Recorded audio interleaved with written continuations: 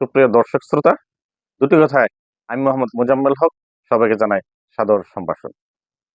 বাংলাদেশে পলিথিন নিষিদ্ধ হতে যাচ্ছে আগামী অক্টোবর মাসের 1 তারিখ থেকে সুপার মার্কেটে এবং নভেম্বর মাসের 1 তারিখ থেকে কাঁচা বাজারে সর্বত্রই পলিথিন নিষিদ্ধ।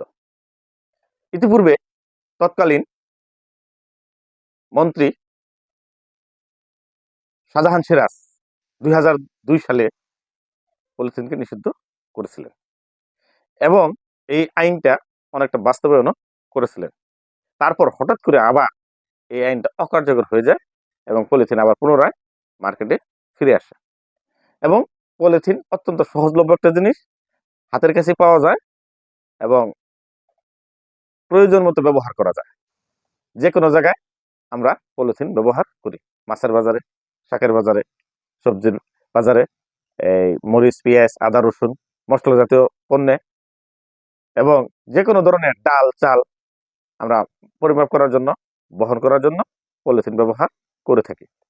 এই পলিথিনগুলো ব্যবহার করার পরে যত্রতত্র ফেলে রাখা হয়। এতে মাটি দূষণ, পানি দূষণ হয়ে থাকে। কারণ পলিথিন পচনশীল দ্রব্য নয়, এটা দীর্ঘদিন মাটির নিচে থাকলেও পচে না। আর যেহেতু এটি সংরক্ষণ করা হয় না বা নিয়ন্ত্রিতভাবে ব্যবহার করা হয় না, এটি বৃষ্টির পানিতে ভেসে নদী, নালা, খালবিল বা সাগরেও চলে যায়। এতে পানি দূষণ হয়। আমাদের প্রাণী বৈচিত্র্য এবং জলজ প্রাণীর জীবনে এরা ব্যাপক ধরনের নেতিবাচক প্রভাব বিস্তার করে থাকে। আস্তে আস্তে এর ক্ষতিকর দিকে মারাত্মকভাবে বেড়ে যাচ্ছে। প্রতিনিয়তই আমাদের কোনো না কোনো নতুন সমস্যা সৃষ্টি হচ্ছে।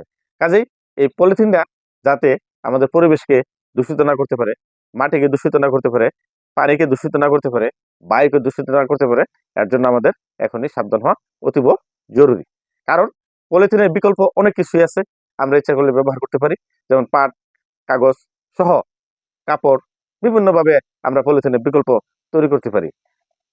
আমাদের শুধু সুবিধার কথা ভাবলেই হবে না, আমাদের নিরাপত্তা, আমাদের জীবনের একটা সৌন্দর্যবোধ, আরামায়েশ, এই সকল ক্ষেত্রে চিন্তা করলে সেখানেও পলিথিন আমাদের জন্য অত্যন্ত ক্ষতিকর। এখন সহজলভ্য, হাতের কাছে পাওয়া যায়, হ্যাঁ, অনেকে ব্যবসা করে সহজে, এদিকে চিন্তা করলে হবে না। আমাদের জীবন যাপন, আমাদের নিরাপত্তা, এদিকে খেয়াল রাখতে হবে। আমাদের পরিবেশ বৈচিত্র্য ঠিক রাখতে হবে এবং আমাদের জীবনে যে আমরা যে অর্থ অপচয় করছি এর মাধ্যমে, সেই দিকে আমাদের সচেতন হতে হবে। কারণ একটা পাটের ব্যাগ কিনতে হয়তো 20 টাকা বা 30 টাকা লাগবে, আমরা এটা একটা ব্যাগে হয়তো দেখা যাবে হাতে করে নিয়ে বাজারে গেলে 2 মাস, 4 মাস, 6 মাস পর্যন্ত ব্যবহার করা যাবে। কিন্তু পলিথিনের ক্ষেত্রে হয় কি, এটা ওয়ান টাইম ইউজ, একবার কেনার পরে, একবার ব্যবহার করার পরে ওটা আমরা আর ব্যবহার করি না, ফেলে দিই। কিন্তু আমরা কোথায় ফেললাম, কিভাবে ফেললাম, এটা পরবর্তীতে কুফল কি, এটা আমাদের কিভাবে কতটুকু ক্ষতি করবে, এটা আমরা আমরা চিন্তা করি না, চিন্তা করার আমাদের কোনো অবকাশ নাই, আমরা বা চিন্তা করতে চাই না। আর পরিবেশ সচেতন না হলে আমরাই ক্ষতিগ্রস্ত হব। যেভাবে আমাদের তাপমাত্রা বৃদ্ধি পাচ্ছে, বায়ুতে কার্বনের পরিমাণ বৃদ্ধি পাচ্ছে, আমাদের শ্বাসকষ্ট বৃদ্ধি পাচ্ছে, রোগ হিসেবে অনেকের অ্যাজমা হচ্ছে, হ্যাঁ, বিভিন্ন ধরনের রোগে আমরা আক্রান্ত হচ্ছি। এর একটা কারণও কিন্তু আমাদের পলিথিনের ব্যবহার এবং আমাদের পরিবেশের ভারসাম্যহীনতা।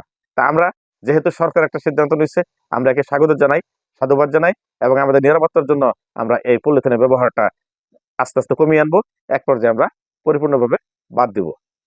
এই আশাবাদ ব্যক্ত রেখে দুটি কথা এখানে শেষ করছি। আসসালাম।